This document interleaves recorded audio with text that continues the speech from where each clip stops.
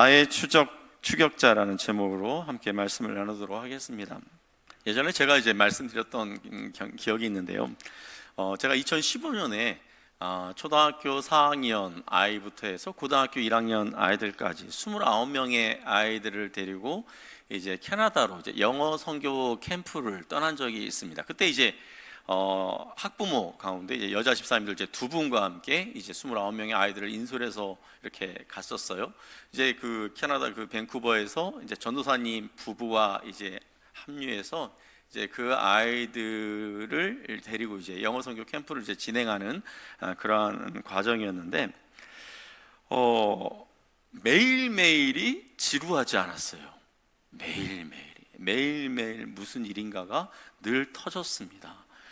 아이들이 그러니까 뭐 4학년, 초등학교 4학년, 5학년 뭐 이런 아이들 같은 경우 이제 뭘 이렇게 잘 잃어버리더라고요. 뭐 신발도 잃어버리고 가방도 잃어버리고 어떤 아이는 돈도 잃어버리고 또 자기가 그 한국에서 가지고 온 약도 잃어버리고 심지어 자기가 그 쓰고 다니는 그 안경도 잃어버리고 그러니까 이게 하루라도 이렇게 조용하게 이렇게 지나가는 날이 없을 정도로 매일매일 뭔가 이제 일이 이제 있는 거죠. 오늘은 또 무슨 일이 일어날까? 매일매일이 이제 긴장의 연속이었어요. 캐나다 이제 처음에 도착했을 때는 이제 아이들 이제 시차 적응도 있고 해서 한 4일 정도 그렇게 이제 아이들과 함께 또 이제 인솔하시는 분들과 함께 그 밴쿠버 주변을 이렇게 여행하는 그런 시간을 가졌습니다. 아마 우리나라로 치면 아마 카니발 정도 되는 그런 차량 한 5대를 이렇게 나눠 타서 이렇게 쭉 이렇게 다녔던 것 같아요. 자, 그런데 호텔에서 이제 자고 있는데 어느 날 이제 저희가 묵고 있는 호텔에 경찰이 이렇게 출동한 거예요. 경찰이. 그래서 아니 경찰이 왜 호텔에 왔을까? 이렇게 딱 봤더니 우리 애들이 하도 잠 안 자고 막 난리를 치고 떠들고 막 그러니까 옆에 있는 수수께끼 경찰에 신고한 거예요. 그래서 경찰이 이렇게 와가지고 또 상황이 어떤지 다 이렇게 조사하고 또 이렇게 이제 해서 이제 경찰이 이제 돌아가고 했던 기억이 납니다. 그리고 이제 저희가 이제 밴쿠버 밑에 이제 아버츠포드라고 하는 이제 작은 소도시에 있는 거기에서 이제 머물렀는데 거기에 있는 이제 한 대학을 이제 저희가 이제 빌려서 거기 이제 기숙사에 들어가 가지고 이제 아이들 하루에 이제 한 6시간씩 영어 수업을 이렇게 진행하고 이렇게 그렇게 2주간 한 다음에 한 주간은 그 이제 캐나다 그 원주민들이 있는 곳에 가서 이제 복음을 전하고 하는 그런 일정들이었어요. 그러면 기숙사에서 재워주면 고이 자고 또 교실에서 이렇게 수업하면 와서 제때 아이들이 수업 받고 밥때가 돼서 밥 주면은 밥 먹고 그러면 되잖아요. 근데 왜 애꿎게 왜 괜히 왜 창문에다가 왜 돌멩이는 왜 던지느냔 말이에요. 돌멩이 이게 던지다도 또 창문이 또 와장창 또 깨져가지고 또 이제 또 거기 또 관계된 그 캐나다 그 선생님이 와가지고 딱 보고는 너무 어이없어 하는 거예요. 얘들이 도대체 왜 그럽니까? 자기네들 사이에서는 별 이렇게 볼 수 없었던 그런 일들이 이제 일어나니까 이제 황당한 거죠. 그러던 이제 어느 날 이제 기숙사 이제 식당에서 이제 아침 식사를 이렇게 하고 있었는데 제가 이제 먼저 식사를 하고 이제 밖으로 나왔는데 그 식당에서 이제 시끌시끌한 거예요. 그래서 이제 제가 이제 딱 들어가 보니까 한 아이가 뭐 화가 나서 그랬는지 막 열이 받아서 막 그랬는지 그때 이제 아침에는 보통 이제 그 우유에다가 시리얼 뭐 이렇게 가지고 주는데 그 식판을 다른 애 머리에다가 이렇게 부어버린 거예요. 그러니까 아이 머리에 이제 우유를 이제 온팍 뒤집어 쓴 거죠. 당한 애가 가만히 있냐고요. 또 이제 막 서로 이제 멱살 잡고 막 이렇게 막 싸우고 뭐 난리를 치는 거죠. 머리에 무엇인가를 이렇게 붓는다라는 것, 굉장히 모욕적인 그런 행동 아닙니까? 저도 이제 뭐 드라마에서나 이렇게 봤지. 제 앞에서 이제 막 그런 일이 일어나니까 사실은 좀 이게 그 상황 좀 이렇게 당황스럽더라고요. 이게 이제 2015년도에 제가 갔었는데 지금 이제 그게 한 10년이 넘었잖아요. 그때 이제 함께 갔던 그 29명 아이들 그 이제 이름이 가물가물한데 이 두 아이의 이름은 제 머릿속에 이 생생해, 기억 속에 생생해요. 늘 거의 뭐 문제가 생기면 이 두 아이가 항상 연관이 돼 있었기 때문에 항상 그 아이들 때문에 제가 이제 신경을 곤두세우고 했던 그런 기억이 납니다. 자, 이처럼 누군가의 머리에 무엇인가를 이렇게 붓는 것 대단히 모욕적인 그런 행동으로 여겨지지만 상황에 따라서 그 반대일 수도 있다라는 거예요. 다윗이 오늘 그 5절에서 뭐라고 고백하고 있는지 같이 한번 읽어보도록 하겠습니다. 주께서 내 원수의 목전에서 내게 상을 차려주시고 기름을 내 머리에 부으셨으니 내 잔이 넘치나이다. 지난주 제가 이제 하나님께서 이제 다윗을 높여주시는 그런 이제 방법으로 어떤 게 높여주셨습니까? 원수들이 지켜보는 가운데서 다윗 앞에 하나님께서 상을 떡하니 차려주셨어요. 그리고 이제 다윗과 이제 하나님께서 이제 정겹게 식사하는 이제 그러한 모습을 연출해 주시는 거죠. 자, 그리고 또 한 가지가 있는데 그게 뭐냐면 다윗의 머리에 기름을 부어 주시는 것이었습니다. 자, 고대 중동 지역에서 손님이 찾아왔을 때 그 손님의 머리에 기름을 붓는 것은 그 손님을 굉장히 존중합니다, 내가 당신을 높이기를 원합니다 하는 그런 행위예요. 자, 누가복음 7장 46절을 우리 같이 한번 읽어보겠습니다. 너는 내 머리에 감람유도 붓지 아니하였으되 그는 향유를 내 발에 부었느니라. 자, 이 상황이 이제 어떤 상황이냐면, 자, 시몬이라고 하는 한 바리새인이 예수님을 자기 집에 초대를 했어요. 식사 자리로 초대했어요. 그래서 이제 예수님과 함께 식사를 같이 하고 있었는데, 자, 그때 한 여인이 이제 예수님에게로 다가오는 거예요. 자, 그런데 자, 이 여인은 이 마을에서 굉장히 좀 이렇게 부정한 여인이라고 좀 이렇게 낙인이 찍힌 그런 여인이었나 봐요. 그러니까 죄가 있는 좀 이렇게 질이 안 좋은 그런 여인으로 여겨졌던 그런 여인이었어요. 자, 이 여인이 예수님에게 오더니 예수님의 그 발이 있는데 딱 꿇습니다. 그러면서 그 자리에서 울기 시작해요. 우니까 눈물이 뚝뚝뚝 예수님의 그 발에 떨어져요. 그러니까 그 먼지 묻었던 예수님의 발이 눈물로 이렇게 얼룩이지겠죠. 자, 눈물을 흘린 다음에 이제 자신의 그 긴 머리카락으로 예수님의 발을 닦아냅니다. 그리고 자기가 가지고 왔던 향유를 예수님의 그 발에 부어요. 그러자 온 집안에 그 향유 냄새가 진동합니다. 자, 이 모습을 지켜보고 있던 집주인 시몬이 그 상황을 못마땅해 하면서 속으로 한 내용, 그 어떤 이야기를 하냐면 속으로 이렇게 이야기해요.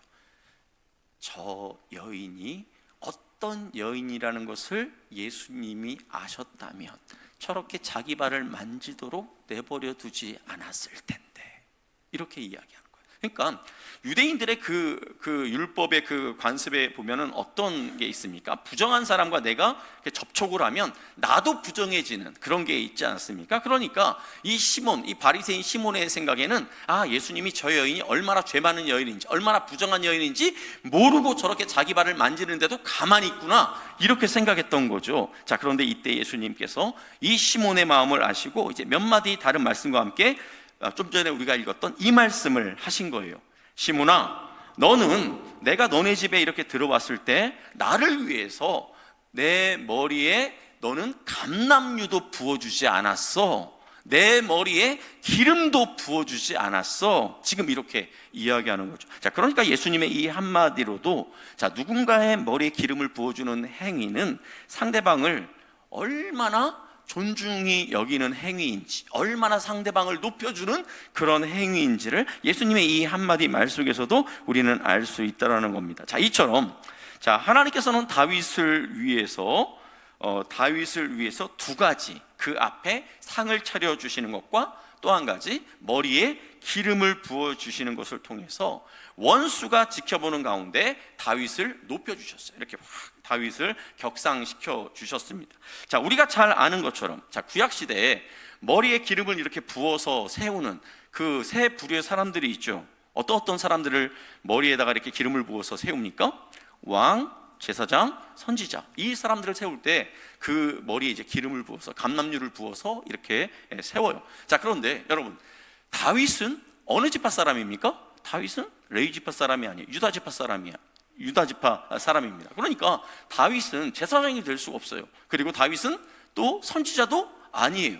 자, 그럼 이것은 무엇입니까? 하나님께서 다윗의 머리에 기름을 부었다는 것은 무엇을 의미할까요? 다윗을 높여주는 그 차원을 넘어서 다윗을 왕으로 세워준 거예요. 사람들이 보는 앞에서 다윗의 머리에 기름을 부으면서 이 사람이 내가 세운 왕이야, 그렇게 선언해 주신 것이죠. 자, 지난주 다윗을 위해 하나님이 상을 차려주셨는데, 자, 그것이 무엇을 의미하는지 우리가 이제 말씀을 나누지 않았습니까? 마치 하나님께서는 왕인 것처럼 근사한 식탁을 이렇게 차려놓고 다윗을 초대해서 다윗과 함께 식사하는 그 그림, 그 모습을 그림처럼 그렇게 그려놨습니다. 그렇게 묘사했습니다. 자, 고대 사회에서 부자나 높은 사람, 특히 이제 왕이 초대한 그런 어떤 잔치라고 한다면 아마 그 자리는 산의 진미로 가득했을 거예요. 평상시에 먹어보지 못한 그런 음식들로 가득했을 것입니다. 먹고 싶어도 돈이 없어서 사 먹지 못했던 그런 일반인들이라면 사 먹지 못했던 그런 음식들로 가득했을 거예요. 자, 과연 그 자리에 내가 먹을 만한 음식이 있을까? 내가 먹을 수 있는 맛있는 음식이 있을까? 이런 쓸데없는 고민을 할 필요가 없는 그런 자리인 거죠. 그 왕의 그 잔치 자리는. 자, 그런데 상황에 따라서 왕이 함께 이렇게 식사하자고, 같이 한번 밥을 같이 먹자고 그렇게 초대해서 갔더니 상황에 따라서 뭐 죽 한 그릇, 동치미 한 그릇 이렇게 놓여 있을 수도 있죠. 뭐 왕이 뭐 예를 들어서 건강이 뭐 소화가 안 된다고 한다거나 뭐 그럴 때 그런 음식이 준비될 수 있어요. 자, 또 상황에 따라서 냄새 때문에 내가 즐겨 먹지 않던 청국장이 메인 메뉴로 이렇게 차려져 있을 수도 있어요. 자, 그러면 왕이 초대한 그 자리입니다. 그럼 이 순간 여러분의 마음속이 부글부글 막 분노로 끓어오를까요? 날 초대해놓고 기껏 죽 한 그릇이야? 뭐 이런 생각이 들까요? 아니면 여러분들 마음 가운데 실망으로 막 이렇게 가득 찰까요? 괜히 왔다, 집에서 그냥 라면이나 끓여 먹을 걸, 뭐 이딴 생각을 할까요? 여러분, 왕비 에스더가 왕과 자기만 초대한 자리에 갔더니 왕비가 자기가 손수 이렇게 빚었다고 하면서, 손수 만들었다고 하면서 들깨 칼국수하고 김치만을 딱 이렇게 내어놨다면 하만이 그걸 보고 기분이 팍 상했을까요? 하만에게는 그 왕비가 준비한 그 잔치상 그 위에, 그 식탁 위에 뭐 칼국수가 있든 뭐 파스타가 있든 뭐 된장찌개가 있든 이건 상관이 없어요. 왜? 뭐 그가 먹고 싶은 양고기, 소고기 뭐 이런 거 자기가 그냥 집에서 얼마든지 그냥 해서 먹을 수 있는 거예요. 그러니까 하만에게 있어서 중요한 건 뭡니까? 그 식탁 위에 차려진 음식이 뭔가가 중요한 게 아니라 그 식탁을 누가 마련했냐, 누가 나를 초대해서 함께 식사를 하자고 했냐, 이게 하만에게는 굉장히 중요했던 거죠. 다윗도 마찬가지입니다. 하나님께서 차려주신 그 식탁에 어떤 음식이 있는지보다 그 식탁을 하나님께서 차려주셨다라는 것, 그리고 그 식탁에서 하나님과 내가 마주 앉아서 함께 식사를 할 수 있다라는 것, 그 자체가 이 다윗에게는 중요한 거죠. 자, 우리도 마찬가지. 우리도 예수님이 준비하신 식탁에서 우리가 예수님과 함께 식사할 때 그 위에 차려진 음식보다 예수님이 나를 당신의 식탁에 초대했다라는 것, 그래서 내가 주님과 함께 정겹게 이런저런 이야기를 하면서 함께 주님과 얼굴을 맞대며 그 음식을 먹으며 이야기하는 그 식사의 자리, 그 자체가 중요한 것이죠. 만일에 왕이 나를 이렇게 식사 자리에 오라고 해서 초대해서 갔는데 거기에 죽 한 그릇과 뭐 이렇게 동치미가 이렇게 한 그릇 준비되어 있다면 아마 그 죽은 그 나라에서 가장 특별한, 가장 좋은 재료를 가지고 만든 죽일 가능성이 높아요. 최고의 재료를 가지고, 그리고 최고의 실력을 가진 그 주방장이 왕의 그 건강을 생각하면서 얼마나 정성을 다해서 그 죽을 준비했겠습니까? 청국장 한 그릇도 마찬가지죠. 엄선된 콩으로 정말 정갈하게 만들어진, 왕의 건강과 그 모든 안전을 이렇게 생각하면서 만들어진 영양 만점의 그 청국장을 끓여서 내온 음식일 것입니다. 자, 그런데 그 자리에 가서 딱 차려진 그 청국장만을 보고, 왕이 내 앞에 그것을 차려놨는데 그 청국장만 보고 속으로, 아니 이따위 청국장 하나 먹으라고 날 부른 거야? 이런 생각을 하는 어리석은 사람이 어디 있겠습니까? 왕 앞에서. 예수님이 우리를 위해 차려주신 식탁에 우리가 기대감을 가지고 앉았는데 이처럼 죽 한 그릇, 냄새나는 청국장 같은 그런 음식이 차려질 수도 있어요.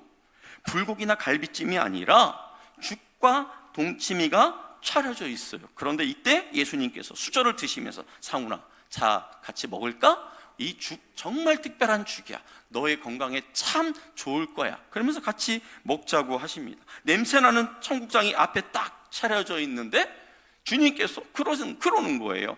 상훈아, 이 청국장이 건강에 그렇게 좋다더라. 그래서 내가 널 위해 준비했어. 이렇게 하면서 먹자고 하실 수 있다라는 것이죠. 자, 우리의 신앙 여정에서 예수님이 우리를 높여주신다고 하면서 차려주신 그 식탁인데 내가 기대했던 그런 음식들이 차려져 있지 않을 때가 있을 수 있습니다. 나는 아주 그냥 매콤하고 자극적인 매운탕이라든지, 여러분 좋아하는 음식 뭐가 있을까요? 마라탕 좋아하십니까? 매운탕이나 마라탕 이런 거 먹고 싶었는데 예수님은 우리를 위해서 뭘 준비해 놓으신 거예요? 심심한 죽 한 그릇, 그렇게 준비해 놓으실 수 있어요. 아니면 몸에 좋은 청국장을 준비해 놓으실 수 있어요. 왜 그럴까요? 예수님은 우리가 좋아하는 것을 주시기보다 우리에게 필요한 것을 주시는 분이기 때문에 그렇다라는 거예요. 상훈아, 요즘 네 얼굴을 보니까 얼굴이 왜 그 모양이냐? 네 얼굴을 보니까 너는 매운탕이나 마라탕 같은 거 먹으면 안 될 것 같아. 이 청국장이 너한테는 딱인 것 같아. 나랑 같이 이 청국장 맛있게 한번 먹어보자. 이렇게 하실 수 있다라는 것이죠. 자, 그런데 우리는 어떻습니까? 왕의 식탁에서 우리는 그 위에 차려진 음식보다 왕과 식사하는 그 자리 그 자체가 영광스러운 것이라고 기껏 이야기해놓고, 예수님이 차려주신 식탁에서는 예수님보다 그 식탁 위에 무엇이 차려져 있는지를 먼저 따지지는 않습니까? 자, 우리 요한복음 6장 26절의 말씀 같이 한번 읽어보도록 하겠습니다. 예수께서 대답하여 이르시되 내가 진실로 진실로 너희에게 이르노니 너희가 나를 찾는 것은 표적을 본 까닭이 아니요 떡을 먹고 배부른 까닭이로다. 예. 자, 이게 무슨 상황이냐면 예수님께서 물고기 2마리와 보리떡 5개로 5,000명을 먹이셨죠. 자, 오병이어의 기적을 베풀어 주셨어요. 자, 그렇게 하고 나서 예수님께서는 그 자리를 빨리 빠져나갔어요. 그리고 제자들도 예수님을 따라서 그렇게 가버렸어요. 근데 사람들이 예수님 어디 가셨지? 예수님 어디 가셨지? 예수님을 찾는데 예수님이 없어요. 그 제자들도 없네? 베드로 어디 갔지? 안드레 어디 갔지? 제자들도 없어요. 자, 그러니까 이 사람들이 예수님을 찾겠다고 하면서 그 배를 타고 그 갈릴리 호수를 건너가지고 예수님에게 이렇게 온 거예요. 자, 그들을 향해서 예수님께서 이와 같이 말씀하신 거죠. 너희가 나를 찾는 것은 표적을 본 까닭이 아니요 떡을 먹고 배부른 까닭이로다. 이 무슨 의미입니까? 너희가 나를 찾는 이유가 표적, 즉 내가 하나님의 아들이라는 것을 너희들이 알고 그렇게 나를 찾는 것이 아니라 어제 너희들이 먹었던, 너희들을 배부르게 했던 그 떡을 나한테 또 달라고 이렇게 온 것 아니야? 맞지? 지금 예수님께서 이렇게 이야기하는 거예요. 자, 우리 역시 예수님과 함께한 그 식사 그 자체보다, 그 식사 자리 자체보다 때론 우리의 입맛을 자극하는 그러한 음식, 어떤 음식입니까? 인생의 어떤 대박이라든지 일확천금과 같은 그런 횡재, 아니면 다른 사람들이 먹어보지 못한 것을 먹어봤다고 이렇게 자랑할 만한, 과시할 만한 그런 음식들을 우리가 기대할 때가 얼마나 많은지 모르겠습니다. 사랑하는 성도 여러분, 예수님께서 날 위해 차려주신 식탁이라면 그것이 내게 필요하기 때문에, 그것이 내게 유익하기 때문에 차려내신 줄 믿으시기를 바랍니다. 이 예수님이 날 위해 차려놓으신 그 식탁에 이렇게 갔더니 어떤 때는 보면 겸손이라는 음식이 차려져 있을 수도 있고요, 또 언젠가는 또 예수님께서 날 위해서 차려놨다라고 하는 그 식탁 위에 배려나 용서의 음식이 차려져 있을 수도 있어요. 또 사랑이나 인내라는 그러한 음식을 차려놓으시고 상훈아, 나와 함께 이 음식 같이 먹자, 즐겁게 먹자, 이렇게 이야기하실 때가 있다라는 거죠. 물론 우리가 기대한 대로 어떤 때는 승리나 성공의 음식이 차려져 있을 수도 있겠죠. 자, 원수가 지켜보는 가운데 하나님께서 우리를 위해 이처럼 상을 차려주실 때 자, 제가 지난주에 말씀을 드렸어요. 자, 진짜 원수는 우리 눈에 보이는 그 사람들이 아니라 배후에 있는 사탄 마귀라고 제가 말씀을 드렸어요. 자, 그렇다면 자, 눈에 보이는 나를 힘들게 했던 그 사람, 자, 우리가 원수라고 착각했던 그 사람을 향해서 우리는 어떤 태도를 취하는 것이 맞을까요?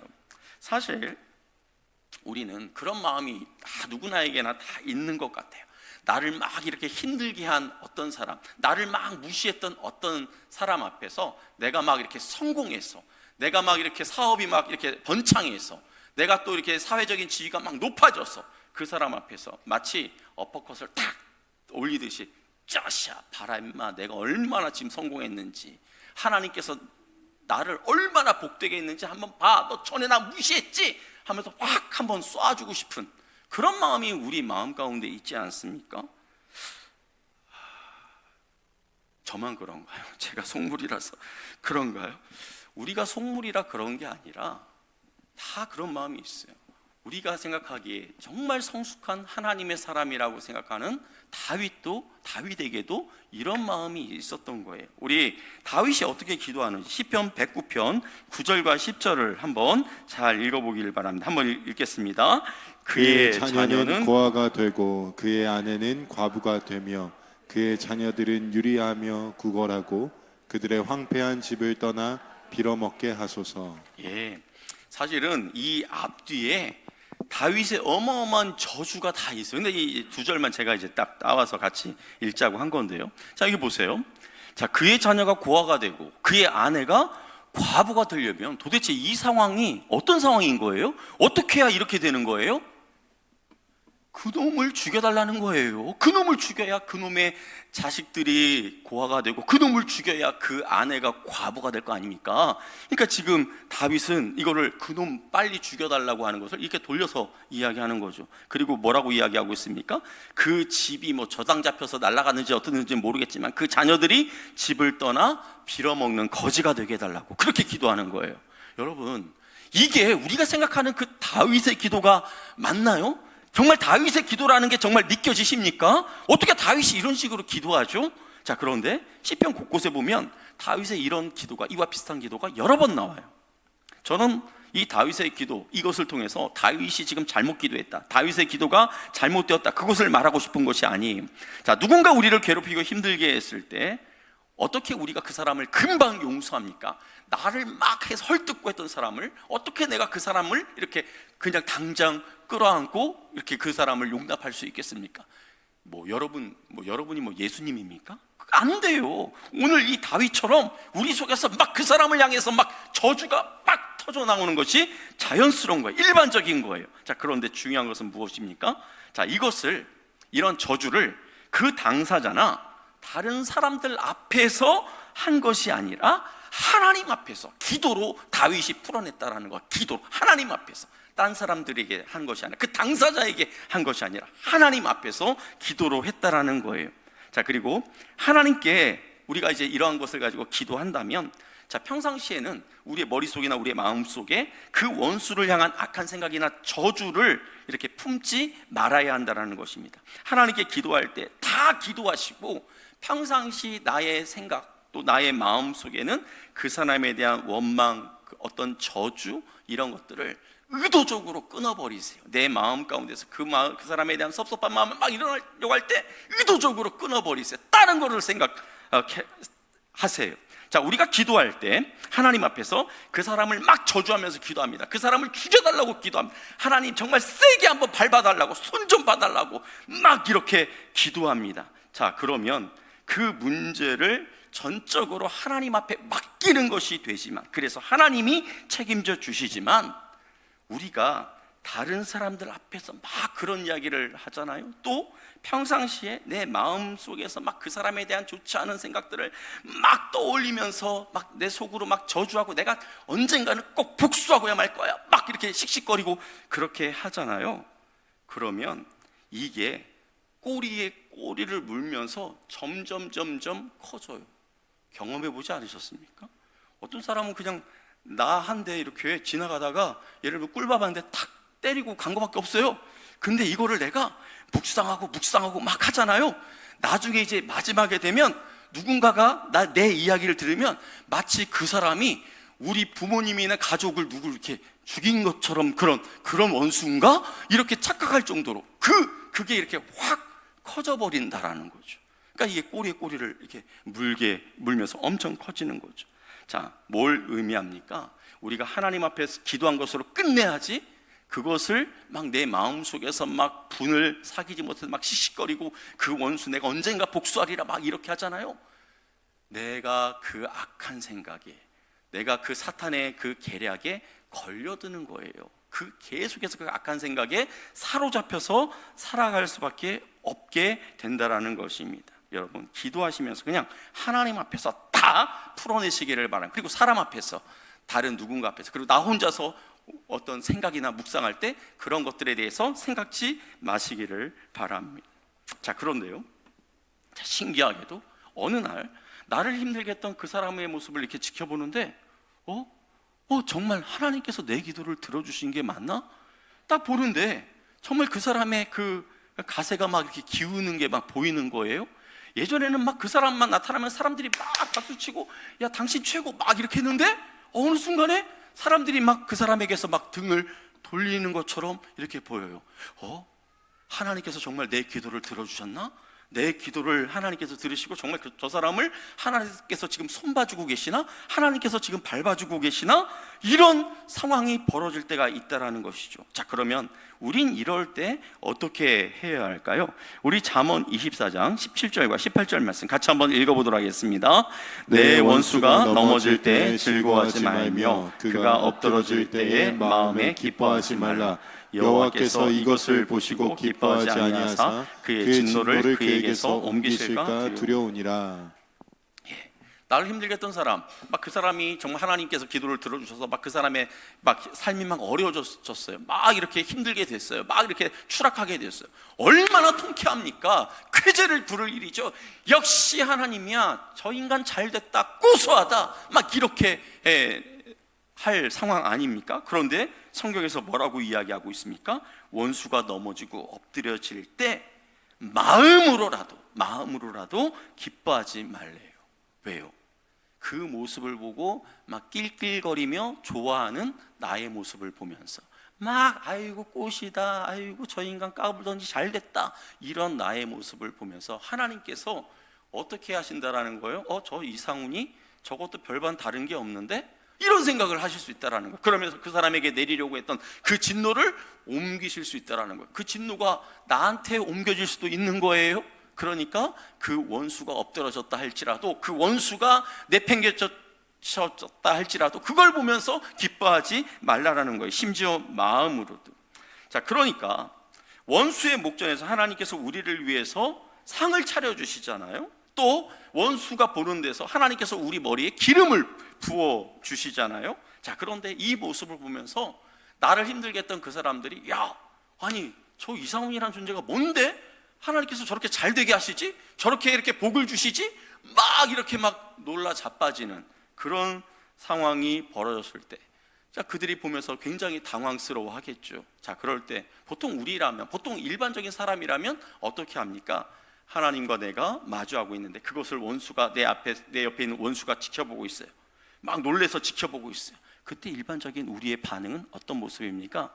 딱 보면서 한번 째려보고 한번 메롱 할까요? 메롱 그러면서 야고르지롱 그러면서 놀려대지 않겠습니까? 아니면 싸늘한 그런 눈빛으로 그렇게 아주 그냥 갓잔타는 듯이 그렇게 보지 않겠습니까? 그런데 이 상황에서 메롱도 하지 말라는 거예요. 메롱도. 아유 꽃이다, 이런 생각이나 말을 하지 말라라는 거예요.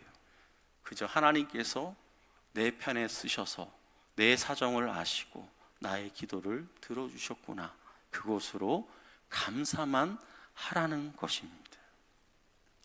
자, 이 시의 결론이에요. 우리 6절을 같이 한번 읽어보도록 하겠습니다.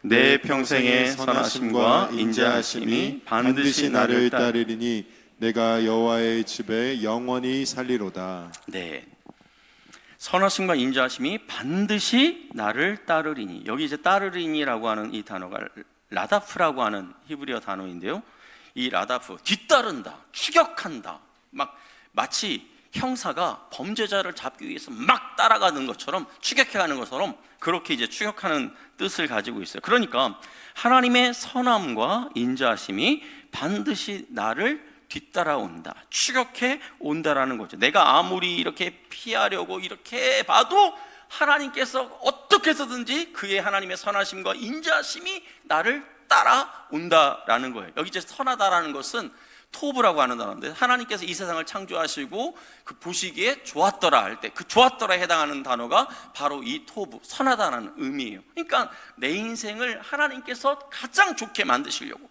내 인생에 하나님께서 은혜를 베풀어 주시려고 막 이렇게 따라다닌다는, 쫓아다니신다라는 거예요. 제가 이 말씀을 묵상하는데 이런 장면이 떠올랐어요. 아마 여기 계신 우리 어머니들은 이제 예전에 이제 경험해 보지 않으셨을까 싶은 생각이 드는데, 자, 애가 어렸을 때 이거 엄마가 주는 이렇게 밥을 어떻게 합니까? 잘 먹나요? 2살짜리, 3살짜리 아이가 엄마가 이렇게 그냥 상훈아 너 밥 먹자 이렇게 하면은 네 어머니 제가 잘 먹겠습니다 이렇게 하고 잘 받아 먹나요? 아니에요. 막 먹자고 먹으려 막 싫어 나 다른 거 먹을래, 과자 줘, 사탕 줘, 막 이렇게 지을리을 하잖아요. 자, 근데 엄마는 어떻게 해서든지 막 이렇게 먹이려고 애를 써요. 그러다가 이제 애가 이제 어느 정도 이제 막 움직임이 이렇게 할 수 있는 그런 정도 나이가 되면 막 도망 다녀. 엄마를 피해서 막 이렇게 막 저리로 가, 막 식탁 밑으로 막 들어가기도 하고 막 그래요. 뭐 소파 옆으로 막 숨고. 그럼 엄마가 어떻게 합니까? 그 아이, 그래도 사랑스러운가 봐요. 그런 아이를 이렇게 막 하면서 상훈아 한 입만 오 이거 먹어야 네가 크지, 네가 건강하게 잘 자라지, 오 막 쫓아다니면서 막 한 입만 이렇게 하지 않습니까? 물론 안 그런 엄마도 있어요. 그냥 야 안 먹어 초장에 그냥 확 기선제압하는 그런 엄마도 있긴 하지만, 대부분의 엄마가 그 사랑스럽잖아요, 그 귀엽잖아요. 그러니까 계속 따라다니면서 어떻게 해서든지 그 음식을 먹이려고 하는 그러한 모습, 마치 하나님의 선하심과 인자심이 나를 따르리니, 바로 이러한 상황이다라는 거예요. 자, 그런데 이 아이는 그 순간 엄마가 주는 그 밥만 먹는 것이 사실은 아니죠. 그 아이가 인지하지 못하는 것처럼 보이지만 그 아이는 엄마가 주는 그 밥과 함께 또 뭘 먹습니까? 엄마의 그 사랑의 손길을 함께 먹는 거예요. 엄마가 자기를 얼마나 위하고 있는지, 얼마나 자기를 지켜내려고 하고 있는지 그 보호의 손길을 함께 먹는 것이죠. 그 아이가 철이 들면 깨닫게 되겠죠. 엄마의 사랑과 나를 향한 헌신이 얼마나 컸는지를 알게 될 거예요. 다윗은 하나님의 이러한 선하심과 인자하심이 평생 자기를 따라다닌다라고 이것을 알고 있어요. 그것을 깨달았어요. 자, 그런데 이것을 모르고 깨닫지 못하는 그런 사람들도 있지 않습니까? 이런 부분에 대해서 다윗이 이렇게 고백을 해요. 시편 139편 9절과 10절 같이 한번 읽어보도록 하겠습니다. 내가 새벽 날개를 치며 바다 끝에 가서 거주할지라도 거기서도 주의 손이 나를 인도하시며 주의 오른손이 나를 붙드시리이다. 예, 사실은 이제 이 앞에서도 있는 말씀이 이제 어떤 말씀이냐면, 하나님의 그 선하심과 인자하심이 뭔지 모르고 하나님이 어떤 분이신지를 뭔지 모르고 막 도망다니는 그 하나님의 자녀들이 있지 않습니까? 그런데 그런 자들이 내가 하나님을 피해서 저 하늘에 한번 가봐야지. 그런데 하늘에도 하나님께서 계셔. 내가 하나님을 피해서 저 수월에 내려가서 거기에 자리를 잡아야지. 그랬더니 거기에도 하나님이 계셔. 그리고 오늘 이 본문처럼 우리가 읽었던 것처럼 막 새가 날개를 치는 것처럼 막 이렇게 날개를 쳐가지고 저 바다 끝에 이렇게 딱 그렇게 도망갔다 생각을 했는데, 거기까지 하나님의 이 선하심과 인자심이 쫙 쫓아와가지고 그를 지키시고 보호하신다라는 것, 인도해 주신다라는 것입니다. 자, 시편 23편을 저희가 이제 3주간에 걸쳐서 살펴봤는데, 자 1절부터 3절까지를 이렇게 보면은, 자, 하나님께서 다윗을 어떻게 인도해 가신다라고 표현하고 있습니까? 여호와는 나의 목자시니 뭐 하면서 이제 푸른 풀밭과 쉴만한 물가로 나를 인도하시는도다. 여러분, 그 중동이나 이런 지역에서 목자가 양을 인도할 때 뒤에서 워워워 이렇게 하잖아요. 양은 앞을 잘 못 보기 때문에 양들 앞에서 목자가 가야 그 목자를, 그 발자취를 보고서 양이 따라가요. 그러니까 1절부터 3절까지는 다윗을 앞에서 인도하시는 그 하나님으로 묘사하고 있죠. 그다음에 4절에서는 어떠한 하나님을 다윗이 노래하고 있습니까? 내가 사망의 음침한 골짜기를 다닐지라도 해를 두려워하지 않을 것은 주께서 나와 함께 하심이라. 나와 함께 하시는 하나님, 내 곁에서 옆에서 나를 인도하시는 하나님, 날 보호하시는 하나님에 대해서 이야기하죠. 그다음에 6절에서는 어떤 하나님? 내 평생에 선하심과 인자하심이 반드시 나를 따르리니, 뒤에서 나를 추격하듯이 나를 그렇게 보호하시고 인도하시는 하나님에 대해서 이 다윗이 노래하고 있어요. 앞에서, 옆에서, 그리고 뒤에서 이렇게 온 사방으로 나를 도우시고 보호하시고 인도하시는 하나님에 대해서 말씀하면서, 고백하면서 다윗이 뭐라고 이야기하고 있습니까? 내가 여호와의 집에 영원히 살리라. 하나님과 늘 함께 하겠다. 그렇게 고백하고 있어요. 나를 추격하시는 하나님의 선하심과 인자하심. 여러분, 우리를 추격하시는 하나님의 선하심과 인자하심은 나를 그저 보호해 주는 정도로, 내게 필요한 것들을 공급해 주는 그런 차원에만 머물지 않고, 나를 보호하고 내가 필요한 것을 공급해 주는 그 차원을 넘어서서 어떻게 합니까? 당신의 그 선하심과 인자하심으로 하나님은 우리를 다듬어 가세요. 그래서 마침내 우리가 하나님의 선하심과 인자하심을 경험한 우리가 우리의 삶 속에서 하나님의 선하심과 하나님의 인자하심이 우리의 삶을 통해 드러나도록 저와 여러분을 그렇게 빚어가는 줄 믿으시기를 바랍니다. 자, 그런데 우리에게는 어떻게 하시죠? 하나님께서 저와 여러분을 어떻게 인도해 가실까요? 다윗을 앞에서 또 옆에서 뒤에서 따라가며 이끄셨던 하나님께서 우리에게는 어떻게 하실까요? 저와 여러분이 예수 그리스도를 믿음으로 말미암아 저와 여러분에게 아주 특별한 은혜가 주어졌어요. 특별한 선물이 주어졌어요. 그게 무엇입니까? 성령. 성령께서 앞도 아니고 옆도 아니고 뒤도 아니고 바로 우리 안에 성령께서 거하시면서 때로는 마치 우리를 앞에서 인도하시는 것처럼, 때로는 우리를 옆에서 보호하시는 것처럼, 때로는 우리를 뒤에서 쫓아오시는 것처럼 성령께서 저와 여러분을 이끄시고 인도하시는 줄 믿으시기를 바랍니다. 그래서 때로는 우리를 돕기도 하시고, 때로는 우리의 상한 마음을 위로해 주시기도 하시고, 때로는 우리가 누군가를 용서하고 용납하도록 그렇게 우리를 이끄시며, 우리가 어떻게 해요? 점점 예수 그리스도를 닮아가도록 성령께서 저와 여러분을 인도해 가시는 줄 믿으시기를 바랍니다. 사랑하는 성도 여러분, 여러분의 삶에는 누가 여러분을 쫓아오고 있습니까? 여러분의 원수입니까? 두려운 상황들입니까? 여러분의 실패가 계속해서 여러분을 쫓아오고 있습니까? 아니요. 원수가 날 쫓아오는 것처럼 보이지만, 힘들고 어려운 순간들이 날 덮친 것처럼 보이지만, 그 순간에도 선하신 하나님의 손길이, 인자하신 하나님의 손길이 우리를 지키시고 우리를 더 아름답게 빚어가시는 줄 믿으시기를 바랍니다. 아멘.